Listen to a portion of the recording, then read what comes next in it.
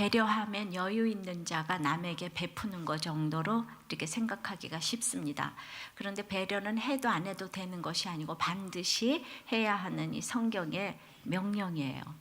근데 고대 그리스 이제 극작가 그 메난드로스는 마음을 자극하는 단 하나의 사랑의 영약, 그것은 진심에서 우러나오는 배려다. 특히 남자는 그런 배려에 굴복한다는 거예요. 그러나 진심에서 우러나오는 우리가 이제 배려를 하는 것 같아도 받아들여지지 않을 때도 많고 또 내 마음 같지 않을 때도 정말 많잖아요. 그죠? 이번 주간에 한 전도사님이 나눔을 하는데 그 전철에서 이제 웬 할머니가 이제 서 계시는 것을 보고 자기가 이제 가방을 놓고 할머니 이쪽 오시라고 이제 모시러 간 거예요. 그래서 할머니를 모시러 딱 갔다 왔더니 웬 아줌마가 가방을 딱 치워놓고 앉은 거예요. 폴싹 앉았어요. 그 좀 일어나시라고 얘기했더니 들은 척도 안 하고 딱 앉아 있는 거예요. 그럴 때 그러면 어떻게 해야 돼? 죽여야 돼? 살려야 돼요? 그 할머니는 서 계시고 그냥 할머니를 배려하려고 했는데 그것도 안 됐고, 그런데 이 아줌마한테 배려를 어떻게 해야 될까요? 고소해야 될까요? 경찰에? 그러니까 화를 내야 되나 또 싸워야 되나? 근데 이제 뭐 이렇게 정답부터 말하면은 그래도 가만히 서 있을 수밖에 없잖아요. 그죠? 웃으면서 가만히 서 있으면 그 아줌마가 가장 부끄러워하지 않을까. 그러니까 배려라는 거는 그 사람이 알아듣지를 못하면 그 사람이 원하는, 내가 그 사람이 원하는 행동을 그냥 내가 해주는 거, 그거밖에 할 수 있는 것이 없고 그것이 최고의 배려 같아요. 웃으면서 계속 서 있는 거. 그럼 그 아줌마가 내려서라도 약간 부끄러워하지 않을까요? 그래서 이제 그런데 우리는 그럴 때 화가 나잖아요. 그죠? 배려가 어디 있어요? 그러니까 나는 좋은 일을 했는데 그냥 너무나 그냥 기분이 나빠서 좋은 일 하다가 우리는 싸우는 적이 참 많이 있어요. 그죠? 그래서 이렇게 상대방을 배려한다는 거는 인간의 힘으로는 참 이제 불가능하다는 사실 여러분들 아셔야 돼요. 그래서 이제 오늘 배려에 대해서 우리가 좀 살펴보려고 합니다. 그래서 배려는 첫째로 믿음으로 배려하는 것이 진정한 배려입니다. 자, 믿음으로 배려하는 것이 진정한 배려입니다. 따라해 보세요. 배려하는 것이 진정한 배려입니다. 그래서 이제 믿음으로 배려하는 것의 첫 번째는 그 믿음으로 하는 배려는 그 대상을 차별하지 않아요. 차별하지 않습니다. 11절입니다. 시작. 보아스가 그에게 대답하여 가로되 내 남편이 죽은 후로 네가 시모에게 행한 모든 것과 내 부모와 고국을 떠나 전에 알지 못하던 백성에게로 온 일이 내게 분명히 들렸느니라. 여러분들, 보아스가 배려하는 대상이 누굽니까? 이방 여인이죠. 그죠? 그러니까 그들이 하찮게 생각하는 정도가 아니라 원수처럼 여기는 모압 여인인 거예요. 그런 태도, 그런 태도가 중요한 것 같아요. 그러니까 그럼에도 불구하고 보아스는 룻을 배려했잖아요. 그죠? 근데 우리 사회는 배운 자가 더 이기적이고 가진 자가 더 무섭다고들 하잖아요. 그러니까 학력이 높을수록 지연과 학연과 인연을 더 중요하게 여기고 남녀 평등 의식도 아주 낮다는 거예요. 그러니까 우리나라 청소년들은 대체로 개인주의적인데 그것이 누구 역량 때문에 그런가 하면 특히 어머니의 학력이 높을 때, 그리고 이제 가정의 경제적 수준이 높을수록 이 개인주의 경향이 아주 강해진다는 거예요. 때에 맞게 어떤 분이 저한테 이렇게 편지를 보냈는데 자기는 온 지 한 2달밖에는 안 되는 그러기는 하지만은 이분이 보기에 우리들 교회는 이혼과 스카이 출신이 아니면 버티기 어려운 교회다. 보냈어요. 세상동창회도 아닌데, 아니 명문대 이름을 그냥 쩍쩍 거론을 하고, 그리고 이제 용기 내서 살라는 이렇게 권면보다는 새빵 사는 사람 앞에서 초등학교 학생도 알만한 이 자랑질을 하면서 그래서 네 죄가 많아서 이혼하게 된 거니까 회개해라, 뭐 이런 얘기를 하는데 본인도 그랬어요. 내 귀가 열리지 않아서 자격지심이겠지, 또 훈련이라 하지 않았는가, 그리 생각하면서도 이제 기분이 나쁘다는 거예요. 그러니까 우리들 교회 목장이 이렇게 솔직하게 나눔들을 하시는데 어떤 팩트만 들으면은 꼭 이렇게 자랑하는 것 같이 또 들을 수가 있어요. 보통 교양이 있으면 또 이제 그런 얘기를 안 하는데, 그래서 그러니까 저 설교 듣고도 이렇게 목사님은 자랑을 많이 해 이러는 사람도 이렇게 많이 제가 이렇게 만나기 때문에 그럴 수도 있다고 생각을 합니다. 그러니까 이 목장에서 배려하는 거 참 힘든 이제 문제인 거예요. 각자 그 상황에 따라서 배려를 해야 되는데 환난당하고 빚지고 원통한 사람들만 있는 줄 알았더니 왔더니 명문대 출신도 많고 부자도 있어서 상처를 이렇게 받을 수도 있다는 걸 알았어요. 그러니까 우리들 교회는 오직 환난당하고 빚진 자만 있어야 되나 봐요. 근데 말은 그랬는데 오고 나서 보니까 이러면은 감사하는 게 아니고 기분이 나쁘시면 안 되는데. 그래가지고 그렇지만 또 이런 거를 이렇게 솔직하게 말할 수 있는 것이 또 우리들 교회 장점이라고 생각이 됩니다. 어떤 목자님이 말하기를, 그러니까 나를 존경하는 사람은 나를 존경하는 사람 앞에서는 내가 권위 있게 지적을 하겠지만은 그러나 그분이 어떤 분이 목자를 우습게 보면 더 품어야지 하는 생각을 갖게 된다는 거예요. 그래서 우리는 목자이기에 어떤 환경도 받아들이는 것이 상대에 대한 이 배려라는 거지요. 그러니까 이런 분이 이렇게 얘기를 해도 목자들은 또 이렇게 적용을 하고, 그러니까 그런데 이제 어떤 차별로 느껴지는 거, 그건 이제 본인한테도 있겠지만은 그래도 이제 어쨌든 신앙인은 남을 배려하는 것도 하나님의 명령인 것을 깨닫고 의도적으로 배려하는 인격의 훈련을 해야 되는 거예요. 그러니까 어떤 사람이 아무리 문제 제기를 하고 상처받았다고 하면 그런가 하고 귀를 기울이셔야 되는 거예요. 그럴 수도 있겠구나. 그러니까 배려는 믿음에서 출발해야지 본질적인 배려가 되는 걸 볼 수 있어요. 그걸 옳고 그름으로 생각하면 정말 싸움밖에 나는 것이 없는데, 그래도 우리가 다 자기 주제를 알기 때문에 이런 분 얼마 안 됐기 때문에 그렇게 또 이렇게 나눔하는 것도 익숙하지 아니하고 그럴 수도 있다고 생각을 합니다. 그러니까 이거는 이제 두 번째, 믿음의 사람이어야 진정한 배려를 주고받을 수 있는 거예요. 그러니까 지금 믿음으로 배려하는 거의 첫째가 대상을 차별하지 말고, 믿음으로 배려하려면 믿음의 사람이어야 되잖아요. 믿음의 사람이어야 서로 배려하는 게 너무 이제 자원하는 마음으로 배려가 잘 되는 것입니다.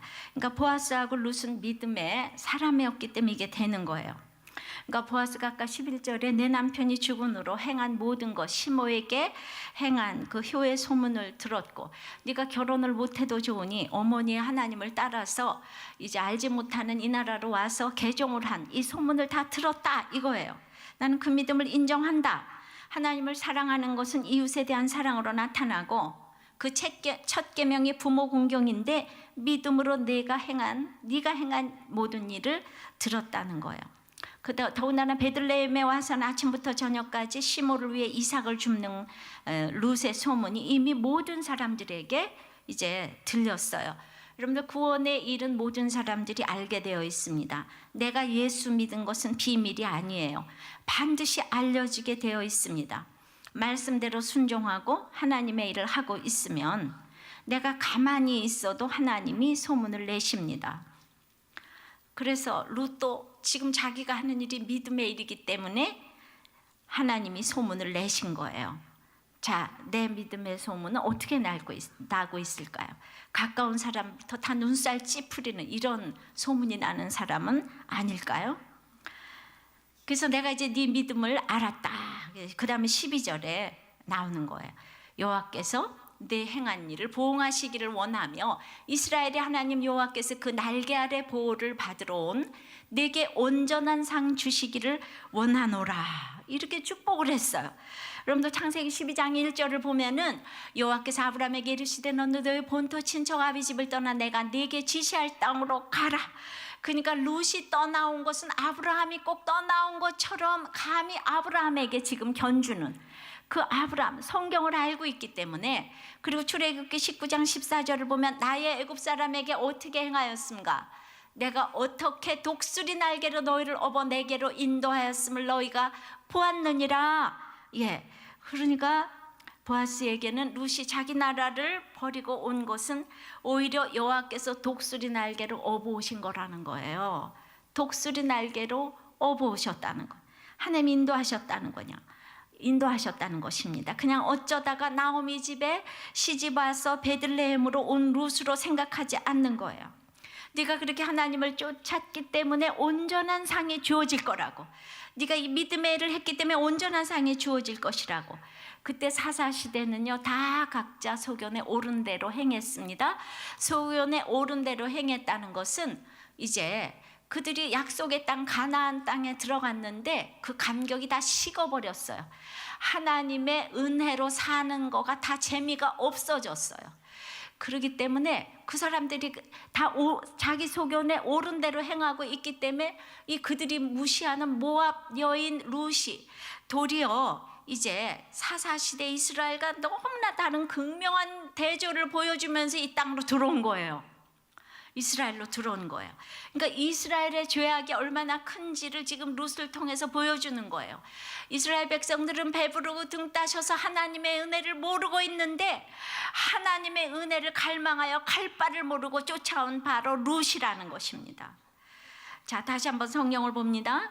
레위기 19장 9절에서 10절을 보면은 가난한 사람들을 위하여서 곡식을 남겨두라는 명령을 하고 있는 거예요. 너희 땅에 곡물을 베일 때에 너는 밭 모퉁이까지 다 거두지 말고 너희 떨어진 이삭도 줍지 말며 너희 포도원의 열매를 다 따지 말며 너희 포도원에 떨어진 열매도 줍지 말고 가난한 사람과 타국인을 위하여 버려두라. 나는 너희 하나님 여호와니라. 그래서 이제 가난한 사람들을 위해서 곡식을 다 따지도 말 것은 물론이려니와 아예 그냥 밭 모퉁이는 원천적으로 거두지도 말라 그랬어요. 이삭을 남겨놓는 정도가 아니에요. 근데 이런 말씀을 레위기에 주셨는데 이 말씀이 실천된 곳이 성경 다른 데 한 군데도 없는 거예요. 근데 이 말씀을 실천한 사람이 바로 보아스라는 것입니다.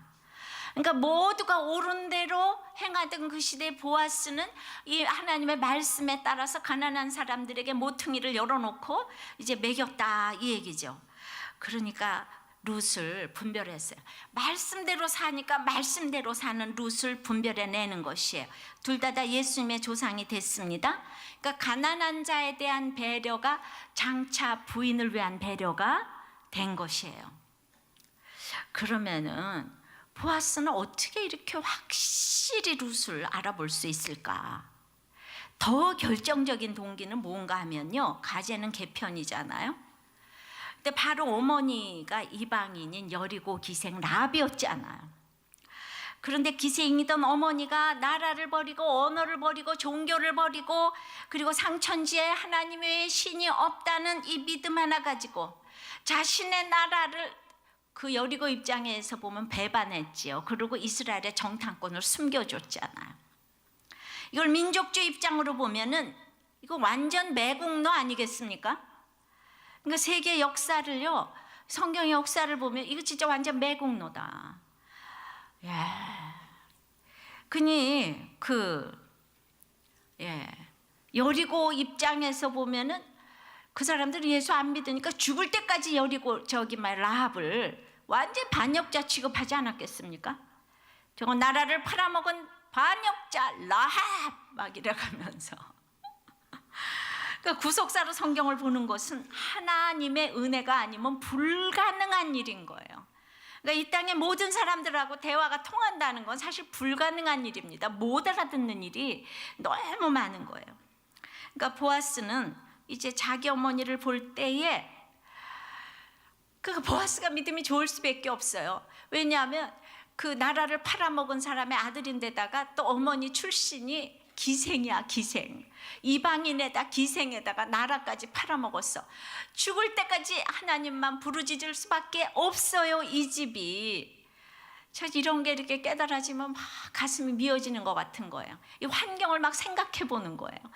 그런데 그냥 똑같아. 어디서 많이 듣던 얘기다.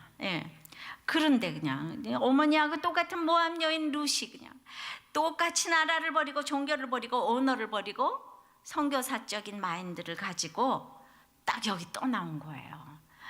왜 똑같이 무시받는 모압 여인. 아버지하고 딸하고 이 저기 동침한 나라에 그 동침한 조상을 가지고 있는 이 모압. 여호와의 총회에 들어오지 못하는 그 모압 여인 룻이 어머니하고 똑같은 길을 걸어오면서 그냥 딱 룻을 봤을 때 그냥 자기 어머니가 거기 있는 거예요. 그래가지고 이제 너무도 감사하게 생각하고 바로 이 사람이다 라고 생각을 했을 거예요.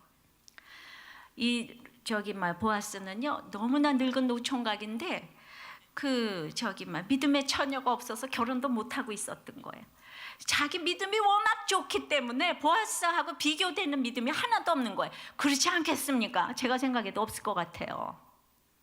그러고 있는데 외적으로 아무리 형편이 없어도 이제 같은 입장의 룻을 보니까 같은 입장의 보아스가 아니면 이거 누가 알아주겠습니까? 그러니까 우리가 결혼을 할 때도 바로 이 한 사람이면 되는 거예요. 나를 알아주는 한 사람, 이 한 사람이 있으면 결혼을 하는 거예요. 이런 한 사람, 이런 보아스가 있을지 누가 알았겠습니까? 그러니까 모든 사람, 선남 선녀가 돼서 모든 사람이 그냥 우러러보고 그냥 이쁘다 이런 사람은 결혼을 약간 안 하는 게 좋아요. 예. 그런 사람들은 하도 여기서 저기서 이렇게 하니까 그런 사람 주를 위해서 살면 돼요. 예. 저처럼 여러분들이 목사님 하는 사람 꼭 혼자 살아야 돼요. 그러니까 이 룻이 이뻐서 결혼을 했을 거다 이게 아니고 그냥 보아스하고 룻하고는 그냥 딱 만나는 거예요. 이게 그냥 딱 그냥 이 공통점이 딱 생기는 거예요. 난 이런 공통점이 있는 여러분들이 만나기를 바랍니다. 우리 자녀들이 그런 배우자를 만나기를 원하고 이런 사실 동업자를 만나기를 원하고 이런 사람이 이 세상에 만나는 게 축복인 거예요. 그래서 그냥 보아스가 진짜 믿음이 이기네. 그냥 믿음 이 소리만 들어도 보아스는 감격이 되는 거예요. 마음이 뛰는 거예요. 보아스가 그 믿음을 만났어요. 우리가 부모님이 낳아주셨기 때문에 우리가 감사한 것이지 무조건 부모님은 그냥 부모님의 하나님이 나의 하나님 그러지 못한 부모님이 너무 많아요. 이상하게 예수 믿고 이상하게 눈살 찌푸리게 그렇게 행동하는 이 부모님이 이런 성경을 문자적으로 읽고 야 룻이 어머니 하나님이 나의 하나님이라고 그랬으니까 너도 나의 하나님이 너의 하나님이 돼야 될게요 아니냐? 이러면서 얘기를 하면 우리는 정말 너무 밥맛이에요. 예. 그러니까 부모님의 어머니는 부모님들이 적용할 사안이고 자녀들은 무조건 낳아주시고 길러주신 부모님에 대한 감사가 있어야 된다는 거지. 이런 얘기를 부모가 그렇게 적용을 자기 입장에서 너무 강하게 하시면 안 되는 거예요. 근데 보아스는 자기 어머니 라합의 어머니가 자기 어머니, 자기 하나님이 된 거예요. 근데 룻도 어머니의 하나님이 자기 하나님이 된 거예요. 하나님과 똑같은 하나님을 지금 만나고 있는 거예요. 예. 그러니까 너무 룻이 가슴에 와 닿았을 거예요. 저는 이 마음을 막 알 것 같아요. 같은 믿음을 가진 분을 보면 감격하는 마음이 있거든요. 감격하는 거 있어요.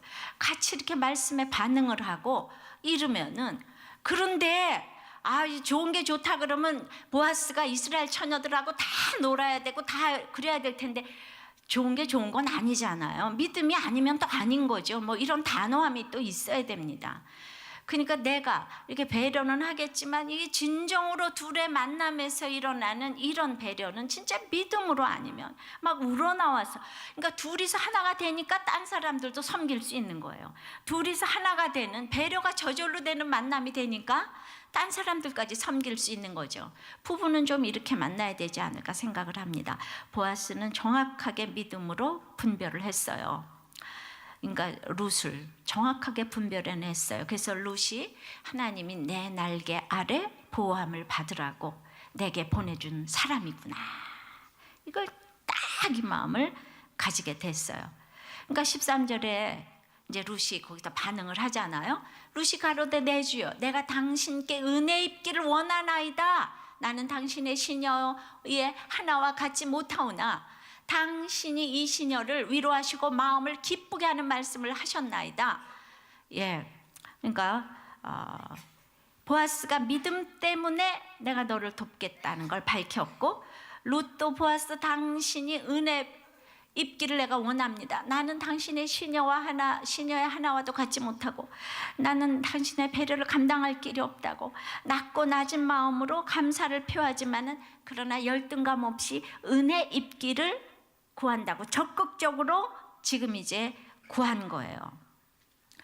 여러분들 인생에는 수많은 이제 수동적인 어찌할 수 없는 부분들이 있어요. 그러니까 자기가 과부가 된 것도 베들레헴에 따라온 것도 보아스 밭에 간 것도 다 그냥 환경에 따라서 이렇게 룻이 끌려갔지만은 그러나 능동적으로 적극적으로 그 상황에서 열심히 말씀 따라서 내가 아주 진짜 열심히 살다 보면 그 모든 상황이 하나님의 뜻을 이루는 환경들이 다 되는 줄을 믿습니다. 그러니까 어쩔 수 없이 가야 되는 길에서 항상 나는 적극적으로 내 삶을 오늘 잘 살아야 되는 거예요. 어떤 환경이 나한테 오든지 잘 살아야 되는 거예요. 그러면 하나님의 뜻이 이루어지는 현장이 되는 것입니다. 저는 이 룻기 할 때 우리 교회 개척을 그때 이제 하면서 계속 이거를 읽고 이제 묵상하면서 인도함을 받았다 그랬잖아요. 그러니까 제가 시집살이 하고 집순이로만 살던 제가 여러분도 아다시피 어떻게 그런 유명한 목사님들께 큐티 선교회 이사가 되어 주시기를 어떻게 구했는지 제가 생각해도 막 신기한 거예요. 제가 개인적인 친분이 있는 것도 아니고 무슨 신학교를 같이 나온 것도 아니고 오직 기적적으로 코스타 집회에 가서 제 강의를 한 번씩 들어보셨다는 거. 그거밖에는 연줄될 게 하나도 없는데 제가 이제 큐티 선교를 하면서 묵상 여기 이사님이 돼주시기를 그렇게 원했을 적에 세상에 그 바쁜 목사님들이 3, 4일 안에 모두 연락이 되고 모두 허락해 주셨어요. 여러분들 제가 찾아간 것도 아니에요. 어떻게 또 찾아갈 수가 있겠어요. 그냥 전화로 비서를 통해서 한마디만 해줬는데 그 사실 굉장히 무모한 일 아니겠어요? 그런데 제가 아무리 교양 있고 얌전해도 이 일이 하나님이 원하시는 일일까? 이건 주님이 원하시는 일이야. 이런 확신 있고 열등감이 없었기 때문에 나는 신들매들 구하지 못하지만 나는 보아스에게 은혜 있기를 구하나이다 그랬잖아요. 룻이. 나는 당신의 시녀의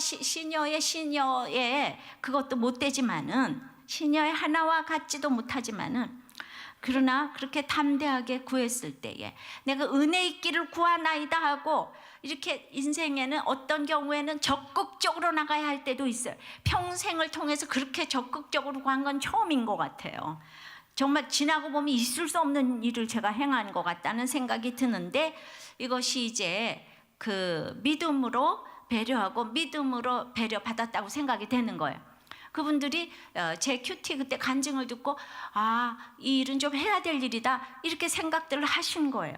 큰 목사님들은 뭐가 좀 달라도 달라서 그렇게 겉으로 보기엔 룻이 모함 여인, 이방 여인 룻이고 형편없고 저도 겉으로 보기에는 과부의 서리 집사에 아무것도 갖춘 것도 없고 그땐 신학도 아니고 집사에 불과했던 제가 하는 큐티 선교회를 이렇게 그냥 은혜 있기를 구했을 때 그냥 예스를 해준다는 이게 꼭 룻 인상 같지 않습니까? 예, 정말 저도 저기 룻처럼 과부 아니었어요, 과부. 그래서 정말 제가 생각할 적에 그때 이건 이제 은혜 있기를 구하나이다 적극적으로 그 일이 저한테도 이루어졌다고 생각합니다. 자, 그래서 믿음으로 배려하는 거는 대상을 차별하지 않아야 되고 믿음의 사람이어야 된다 그랬어요. 그러면 두 번째는 믿음으로 배려한다는 것은 구체적으로 어떻게 배려하는 것인지 구체적으로 어떻게 배려하는 것인지 우리가 그냥 좀 읽어보겠어요. 그냥 쭉 14절부터 23절까지 7가지 정도로 우리가 그냥 읽어보겠습니다. 첫째로 룻이 배불리 먹고 남을 정도로 배려를 했어요. 상대방의 입장에서 14절입니다. 식사할 때에 보아스가 룻에게 이르되 이리로 와서 떡을 먹으며 내 떡 조각을 초에 찍으라. 룻이 곡식 베는 자 곁에 앉으니 그가 볶은 곡식을 주매 룻이 배불리 먹고 남았더라. 예, 그러니까 이제 상대방 입장에서 두 번째는 곡식단 사이에 줍게 하고 책망하지 못하게 하는 거예요. 15절입니다. 룻이 이삭들을 주러 일어날 때 보아스가 자기 소년들에게 명하여 가로되 그러 곡식단 사이에서 줍게 하고 책망하지 말며 책망하지 말며 그래서 이제 이것도 굉장히 룻 입장에서 이렇게 이제 배려해 주는 거죠. 세 번째는 조금씩 뽑아버려서 자존심 상하지 않게 줍게 했습니다. 16절입니다. 또 그를 위하여 줌에서 조금씩 뽑아버려서 그로 줍게 하고 꾸짖지 말라 하니라. 예. 그러니까 보아스는 재물이 많을 뿐 아니라 그 지방에서도 가장 강한 영향력을 행사하는 사람이었는데 자신의 정치적 출세를 위해서 지금 배려하는 게 아니에요. 순수하게 루카 그 가정의 입장에서 배려한 것입니다. 네 번째는 실제적으로 배려를 했어요. 17절입니다. 룻이 밭에서 저녁까지 줍고 그 주운 것을 떠니 보리가 한 에바쯤 되는지라. 그러니까 한 에바는 22리터, 즉 12대 정도의 분량이니까 이거 가지고 룻과 나오미가 오랫동안 먹을 수 있는 거. 그러니까 형식적으로 주는 게 아니고 실제적으로 이렇게 지금 도움을 주고 있는 거예요. 또 다섯 번째는 시므를 잘 섬기도록 배려를 합니다. 18절 19절입니다. 그것을 가지고 성읍에 들어가서 시므에게 그 주운 것을 보이고 배불리 먹고 남긴 것을 내어 시므에게 드리매 시므가 그에게 이르되 오늘 어디서 주었느냐 어디서 일을 하였느냐 너를 돌아본 자에게 복이 있기를 원하노라. 시므를 잘 이렇게 섬기도록 또 배려를 했습니다. 또 여섯 번째는 오랜 기간 이삭을 주울 수 있도록 지속적으로 배려를 했어요. 23절입니다. 23절입니다. 이에 룻이 보아스의 소녀들에게 가까이 있어서 보리 추수와 밀 추수를 마치기까지 이삭을 주며 그 시므와 함께 거하니라. 그러니까 이 구체적으로 배려하는 게 막 숨가쁘게 너무 저 동서남북으로 그냥 너무너무 배려를 하는 거예요. 그러니까 상대방의 입장에서 이제 참으로 그 자존심 상하지 않도록 실제적으로 또 시어머니까지 섬기고 오랫동안 지속적으로 이렇게 배려를 하는 거예요. 그리고 전체적으로는 일곱 번째, 그녀에게 주어진 사명을 잘 감당하도록 배려를 했어요. 그러니까 가난하기 때문에 당연히 얻어먹을 권리가 있다고 룻에게 곡식을 마음대로 주는 게 아니라, 이삭을 마음대로 주는 게 아니라 반드시 주는 자는 은혜로 주지만 받는 자는 노력해서 먹으라는 것이 하나님의 원리잖아요. 게으른 사람들을 무조건 도와줘서는 안 되는 거예요. 성경에서는 가난한 사람 중에서도 과부를 도우라고 했고, 과부 중에서도 60이 넘은 사람을 도우라고 했고, 또 자식 있는 사람들은 돕지 말라고 그랬어요. 부모는 자식이 부양을 해야 되기 때문에. 그러니까 그리고 또 그래도 또 도와줄 수밖에 없을 때는 도움받는 사람들은 이제 도움받는 만큼 기도로라도 갚아야 되는 거예요. 공짜로 먹을 수 있는 것은 없는 거예요. 이게 원리인 거예요. 그러니까 이삭을 잘 줍도록 도와줬지 공짜로 준 것은 아니라는 거예요. 그러니까 룻을 너무 사랑했다면 다 그냥 주는 게 아니고 밥이나 먹이는 게 아니고 너무나 일을 하도록 도와줬다는 거예요. 이게 진짜 배려인 거예요. 그냥 이렇게 이삭이나 주는 건 이건 사랑이 아닌 거예요.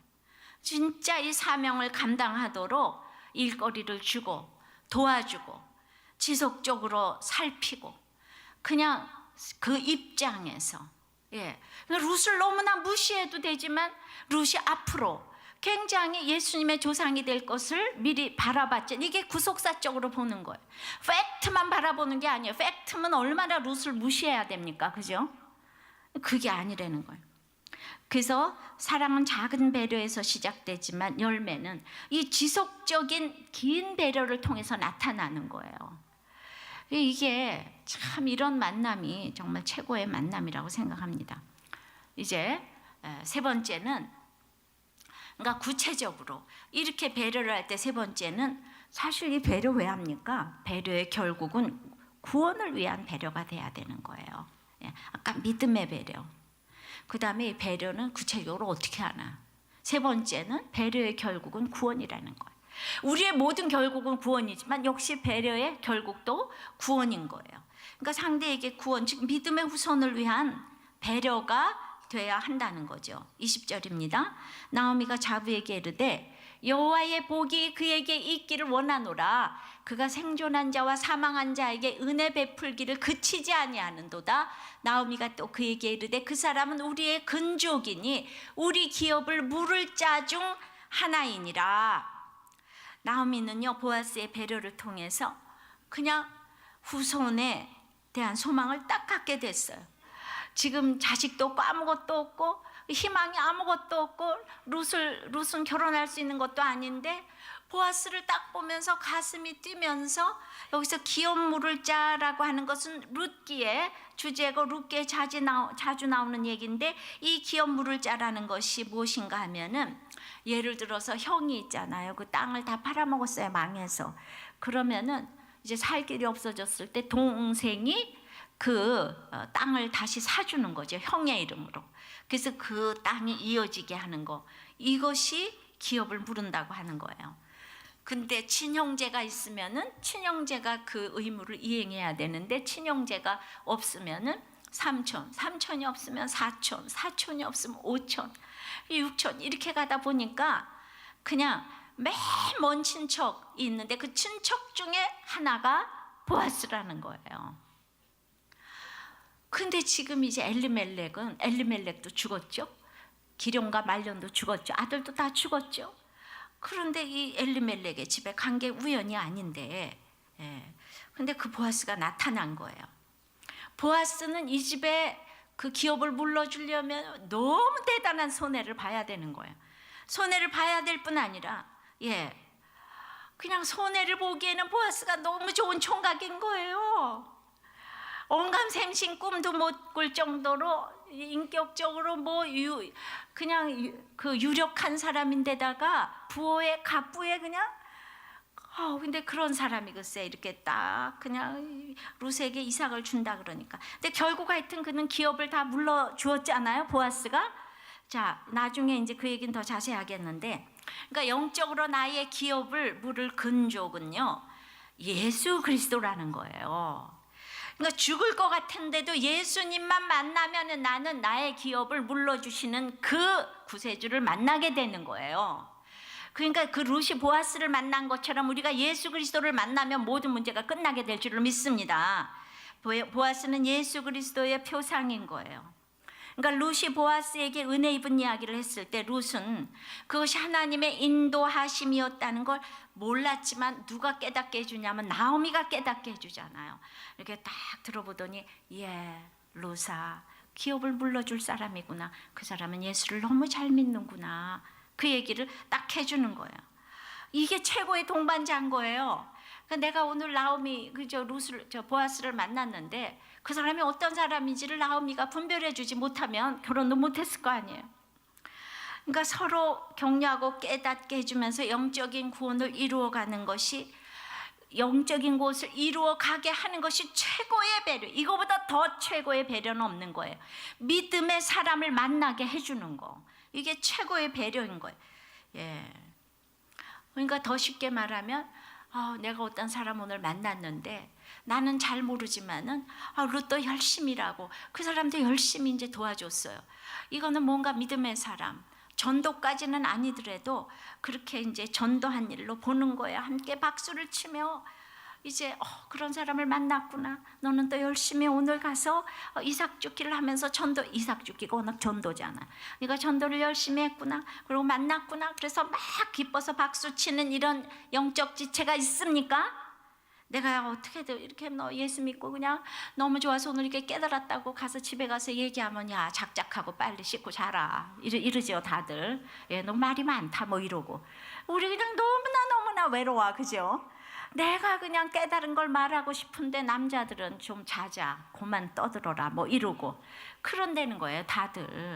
그러니까 나는 거듭나서 막 말하고 싶은데, 근데 영적으로 도움을 주기 위해서 남편과 자녀의 영적 필요를 이렇게 파악하고, 그리고 도움은 못 줄 망정 이렇게 자꾸 잔소리를 하고, 그렇게 이제 기복적으로, 야, 너 큐티 하면 공부 잘해, 큐티 하면은 어디 S대학 가는 거 알지, 이렇게 얘기를 하면은 자녀들을 도리어 영적 무지로 끌고 간다는 거, 이거를 아셔야 되는 거예요.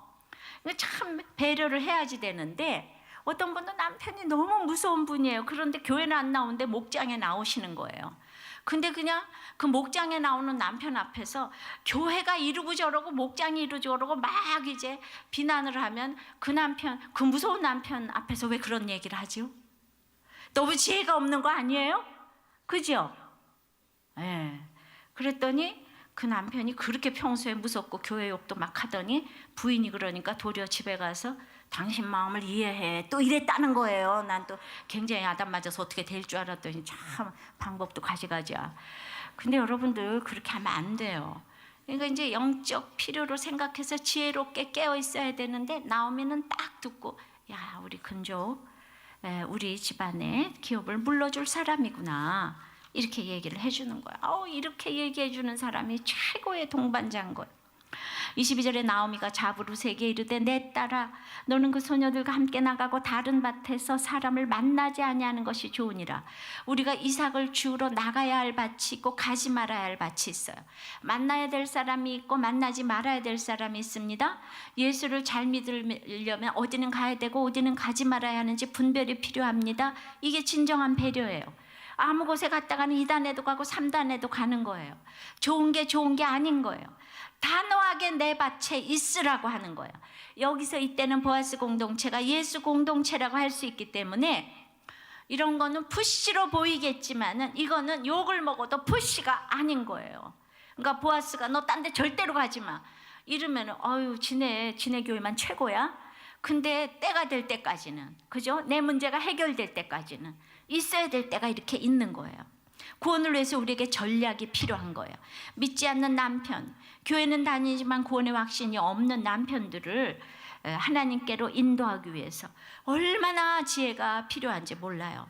그러니까 다른 사람의 마음을 감화시키는 것은 인위적으로 되는 일이 아닌 거예요. 진짜 구원 때문에 우러나오는 사랑이 아니면 안 되는 거예요.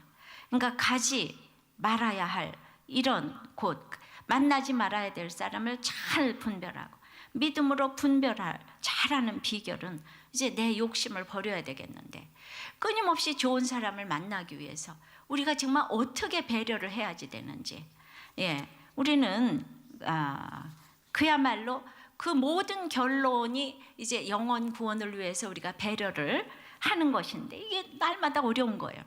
그러니까 이번 주간도 세상에 수요 예배가 너무 좋은데 정말 추워도 이렇게 추운 교회는 처음 봤다. 이래가면서 아무리 사모하고 왔어도 이미 9시가 넘어가면 말씀이 하나도 안 들린다. 동태가 돼가지고. 왜 이렇게 길게 하시냐. 길게 하는 건 날씨 좀 풀린 다음에 하라. 이렇게 추울 때는 좀 짧게 해라. 저한테 이렇게. 그러니까 이 휴문이 별로 반응이 없는 건 다 얼어붙어서 그런다. 이러면서 저한테 누가 편지를 보냈더라고요. 그래가지고 제가 진짜 그 얘기를 듣고 그러면은 이제 휴문은 예배를 드리지 말까? 이게 배려일까요? 네. 그러니까 이제 또 우리는 드리는 게 아무것도 없는데 수요 예배밖에 없는데 눈 올 때는 저녁 예배는 오지 말라 그러고 문자를 드리는 게 배려일까요?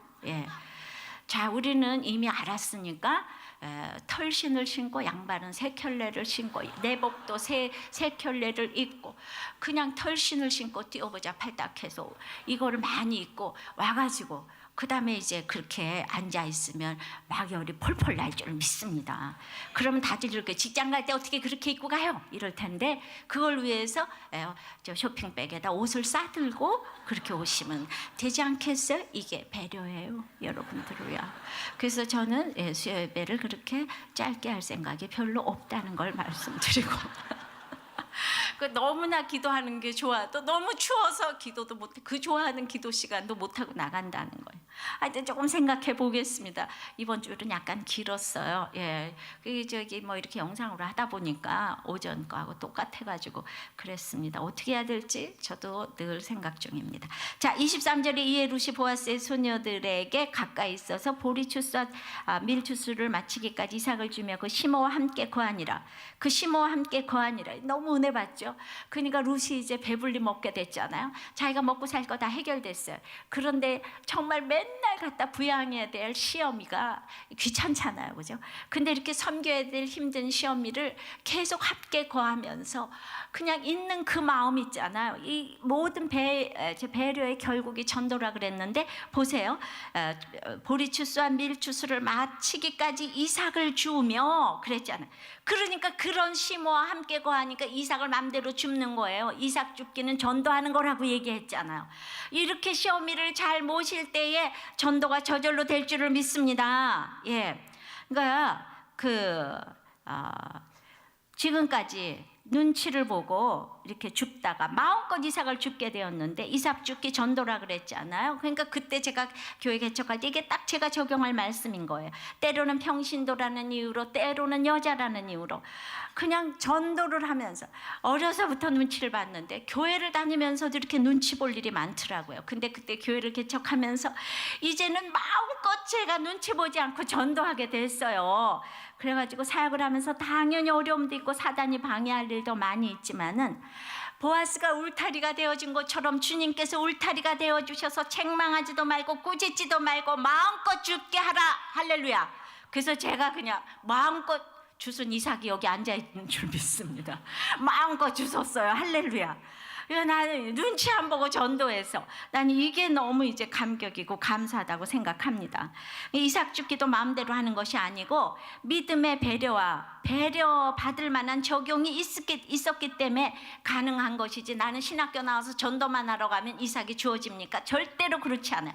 이런 룻의 적용이 있었기 때문에, 보아스의 적용이 있었기 때문에 이삭 줍기가 가능한 줄을 믿습니다. 내 배를 채우는 이삭이 아닌 구원으로 인도하는 이삭 줍기 사명을 정말 허락하신 은혜에 감격하며 감사하십니까? 감사하십니까? 전 그게 너무 감사해요. 10년 동안 이삭을 너무 열심히 죽게, 눈치 보지 않고 죽게 해주셔서 너무 감사해요. 할렐루야. 자, 아버지에게 배려라고는 받아보지도 못한 딸이 그냥 영적 기업을 물러서 주님을 알게 되니까 도리어 아버지를 도리어 배려하는 간증을 제가 이제 읽게 되었습니다. 이번에 서울 미대 입시에서 이 딸이 이제 자기 소개서를 그러니까 서울 미대 입시에서 이제 자기 소개서하고 면접이 굉장히 중요한 프로테이지를 차지했는데 얼마나 지금 우리들 교회 말씀이 위력이 있었는지 나누고 싶어서 이렇게 이제 메일을 쓰게 됐다는 거예요.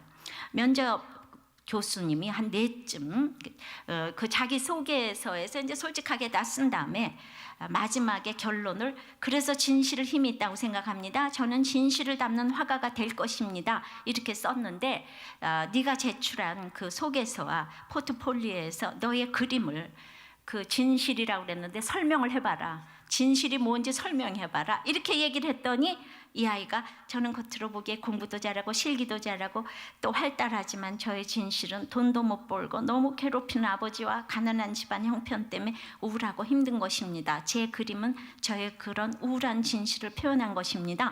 이렇게 대답을 했더니 갑자기 교수님들의 표정이 밝아지면서 분위기가 좋아지면서, 아니 학생은 아버지에 대해 그렇게 많이 썼는데 아버지에 대해서 말을 해보라고 그랬더니 얘가 또 아버지는 처음에 저에게 너무나 두려움의 존재였습니다. 돈도 벌지 않고 집안에 계시며 너무 힘들게 했기 때문입니다. 이건 여러분들 말을 이제 하지 못할 정도로 정말 힘들게 했어요.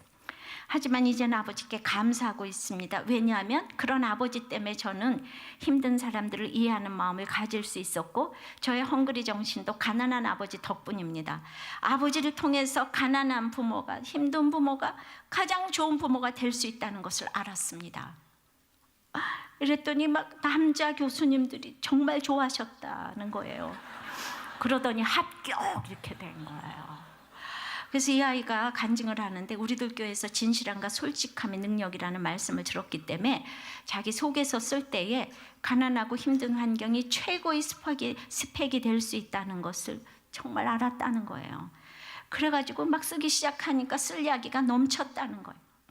자기는 이거 긴 얘기를 제가 줄였는데 교회에서 보낸, 정말 뿐만 아니라 이 힘든 가운데 교회에서 보낸 6년은 세상에서 배울 수 없는 그 많은 것을 깨닫는 귀한 시간이었다고. 너무도 힘든 청소년 시절에 부족함이 없도록 공급하고 인도해 주신 하나님, 목사님, 선생님들 다 감사드린다고.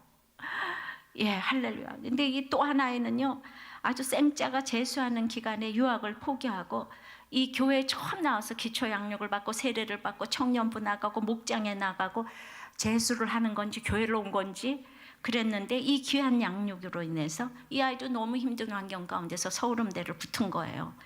또 하나 서울음대 붙은 아이도 엄마가 정신적으로 너무 힘들어서 엄마까지 돌봐야 되는데 그 힘든 환경에서 이 아이도 서울음대를 붙었다는 거예요. 그래서 붙을 수 있죠. 근데 이 아이들이 너무 힘들고 어렵고 너무 정말 그 열악한 이 환경에서 돈으로 들어갈 수밖에 없어요. 저가 옛날에 저를 본 듯하네요. 저도 너무나 이 힘든 가운데서 붙었잖아요. 우리들 교회 후배가 나오고 있네요. 할렐루야. 그러니까 돈 때문에 붙는 거 아니라는 거예요. 이렇게 다들 힘든 가운데서 아이들이 다른 대학에 붙은 것보다 더 감격이 되는 것이, 이게 정말 예능은 돈 아니면 못한다고 하는데 레슨도 몇 번 못 받고 이랬다는데, 이렇게 서울음대도 뭐 다른 붙은 간증도 많지만은 이 아이들이 도리어 부모님을 배려하고 우리들 교회를 배려했다는 생각이 듭니다. 할렐루야. 말씀 맺습니다. 오늘 본문은 모든 것을 잃고 고향으로 돌아온 나오미가 기업 모를 자를 만남으로 소망을 회복하는 장면이 기록되었어요. 근데 이 만남은 배려에서 비롯되는 것을 봅니다. 배려는 믿음의 배려여야 합니다.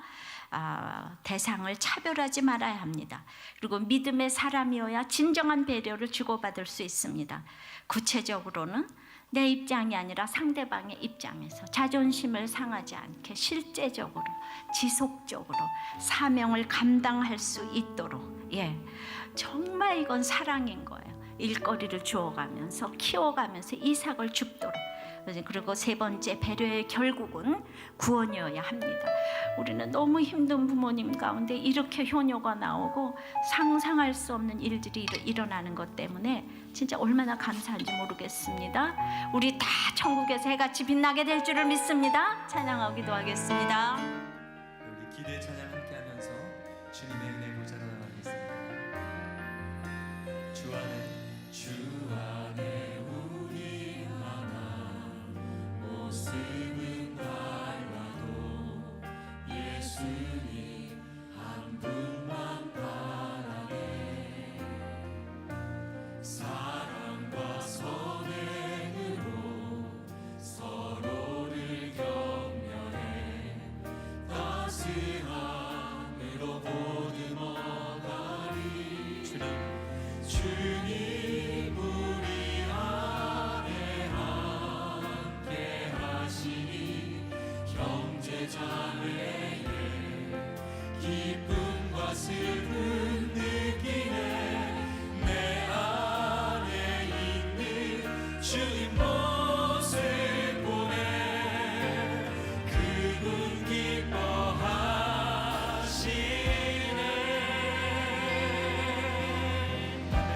주님 우리를 통해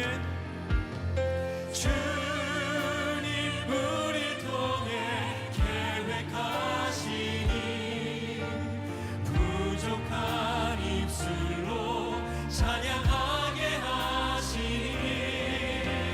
주님 우리를 통해 계획하시니 너를 통해 하시니 기대. 사랑과 선행으로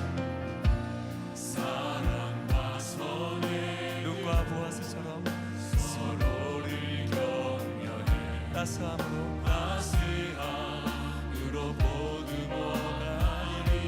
주님 우리 안에 함께 하시니 형제자매의 기쁨과 슬픔 느끼네. 내 안에 있는 주님 모습 보네. 그분 기뻐하시네. 구원에 이르는 배려가 우리의 삶을 통해 흘러갈 것입니다. 주님 우리를 통해 계획하시. 우리는 부족하지만 부족한 입술로 찬양하게 하시니. 주님 우리를 통해 계획하시니 너를 통해 하시니 기대.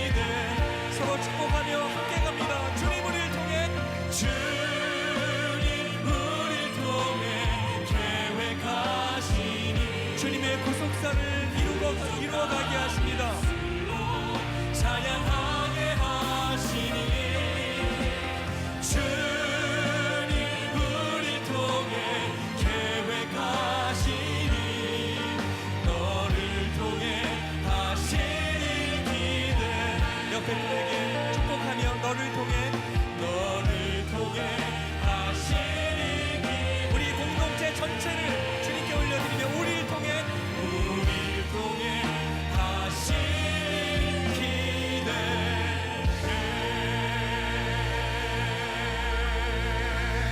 아버지 하나님, 어렸을 때부터 눈치를 보며 그것이 이제 결혼하고도 이어지고 이제 심지어는 이제 신앙생활을 하면서도 계속 그렇게 눈치를 보았습니다. 그래서 난 언제까지 눈치를 봐야 되는 인생인가를 생각하며 제가 왜 눈치를 받는가 생각하니 제 속에 그렇게 차별이 있었던 것입니다. 제가 어떻게 룻과 보아스 같은 사람을 무시하지 않을 수가 있었겠습니까? 당연히 무시하면서 죄인지도 모르고 무시했습니다. 당연히 제가 눈치를 볼 수밖에 없었습니다. 근데 제가 낮아져 보니까 정말로 보아스가 이해가 되고 룻이 이해가 됐습니다. 그래서 이제 정말 믿음의 만남이 무엇인지를 알게 되고 조금은 이제 차별이 없어지며 조금은 이제 구체적으로 배려를 하게 되었습니다.